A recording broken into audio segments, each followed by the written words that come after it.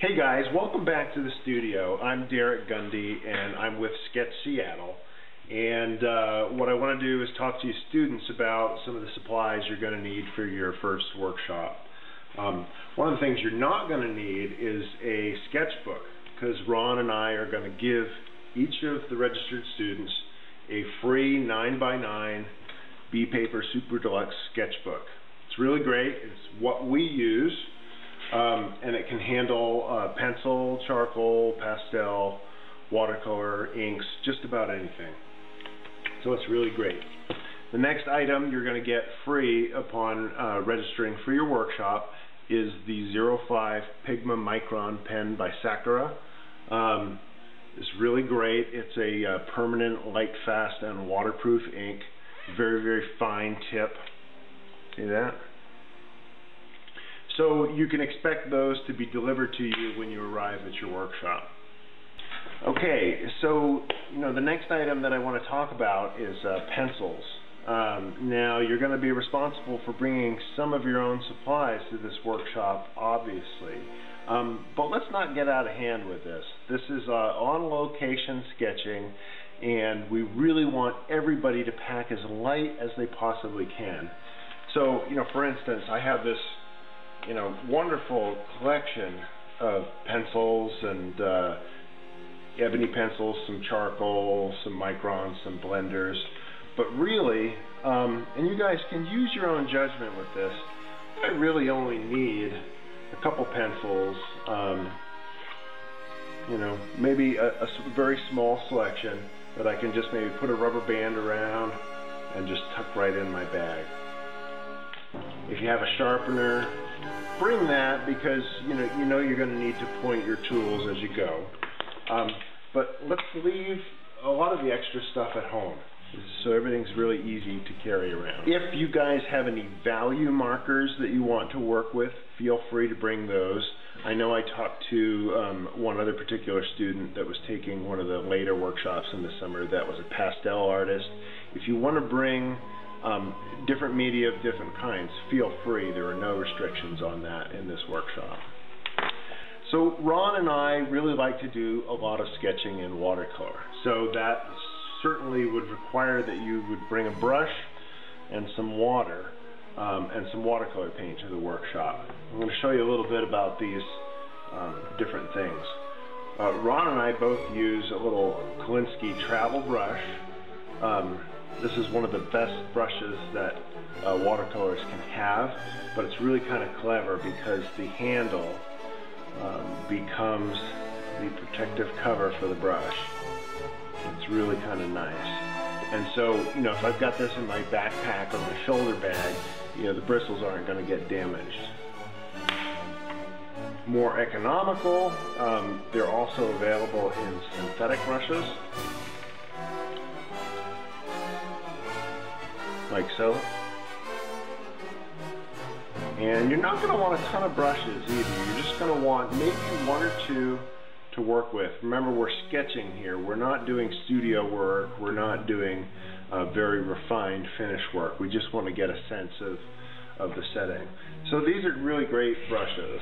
And if you happen to have other brushes that that aren't travel brushes, that don't compact down into a very small size, just find a way to really protect your bristles so they're not going to get ruined in your bag. We don't need any $15, $20, $30 brushes getting ruined in your bag. I'm not saying don't bring your good brushes, but if you are going to bring them, please protect them very well. So when it comes to watercolor palettes, everybody's going to have something a little different, but just keep it small, keep it basic, and we don't need 200 colors for this workshop. Just bring a very basic palette. This is mine, and don't bring tubes of watercolor paint. Have this loaded up ahead of time. And if you're using the M-gram paint like I do, what you'll want to do is put the paint in the pans and let it just sit overnight and dry before you close it up, because the paint can run. And you don't want to be traveling around with that in your backpack. But if you leave it open overnight, it's gonna be just fine, so it won't run on you. I like to bring a little bottled water with me to certain locations. You know, sometimes you can access a public restroom or a drinking fountain and get water just about anywhere, but there are also some places where you can't. So it's not a bad idea to have a little bit with you, but again, don't bring too much. You don't want to be weighting yourself down. You want to be able to just have everything in one small bag and be ready to go at a moment's notice. So one of the challenges that you're going to have as you're sketching out in the field is, where am I going to put my water? You'll find that if there's a specific place you want to be, there might be a great view, but there may not be a convenient little table like you might have at home to set things on. So I've come up with a couple little solutions here, and if anybody wants one of these, I'm willing to make these for you. Just let me know ahead of time.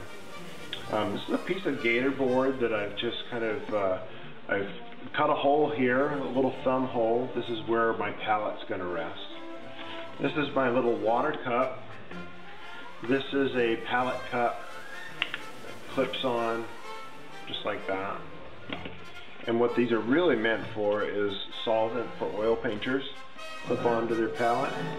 But I just use it for water, and it's really easy for me to fill from my water bottle. It's got a little cap. And what I do is the water gets too dirty along the way, I just dump it out, add fresh water from the bottle. Works really well.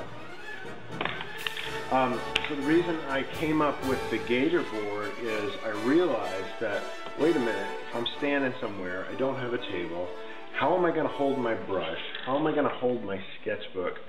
And how am I going to hold my paint? And then, most importantly, where's the water going to go? So this is what I came up with. Thumb comes up through the hole in the gator board, as well as the palette right here. I'm able to support my sketchbook, and I'm also able to access my water here without having to reach down to the ground to dip my brush in. It's just all right here. My color's right next to my sketchbook. I really like this.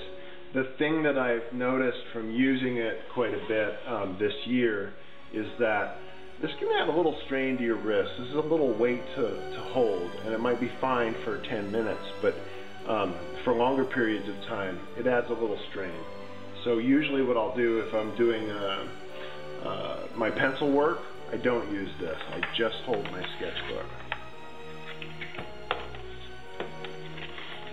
So anyway, if anybody wants one of these, please just let me know and I'll make one for you.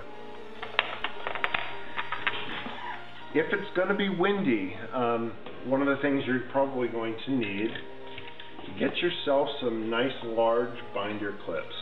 And you can get these, you know, very small ones, but I recommend the larger ones because I really prefer to clamp down on the whole entire sketchbook.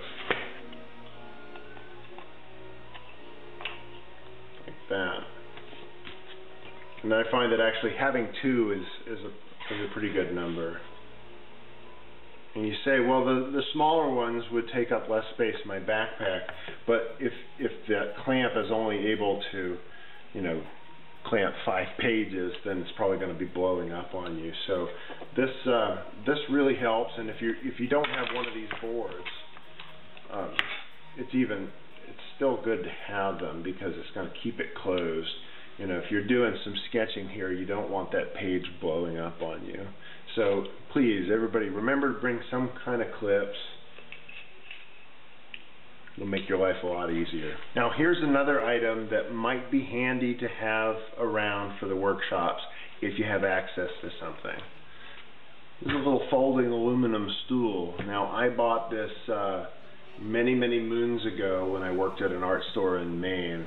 And so I understand that this particular brand is not being made anymore, but it's just a basic little tripod stool.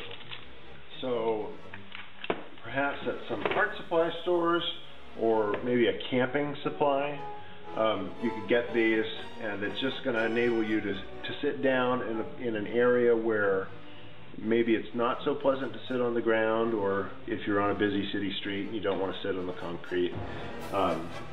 I also like to stand a lot when I sketch. To me, that's just a lot more comfortable.